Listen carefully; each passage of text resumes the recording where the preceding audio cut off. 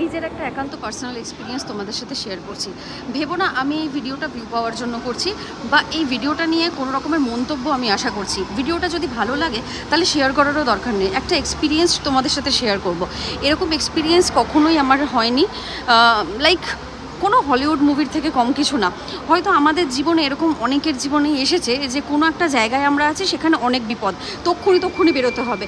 সত্যি কথা বলতে এর আগে কখনো এই এক্সপিরিয়েন্সটা ছিল না বলে অনেকটা বেশি ভয় পেয়ে গেছিলাম। হ্যাঁ, আজকে 12টা 20, দুপুর 12টা 20 সময় হঠাৎ করে সাউথ সিটি মল, হ্যাঁ আমাদের সাউথ কলকাতায় সাউথ সিটি মলে হঠাৎ করে সাইরেন বেজে ওঠে আর সবাইকে বলা হয় যে 10 মিনিটের মধ্যে মল থেকে এক্ষুনি বেরিয়ে যাওয়া হোক।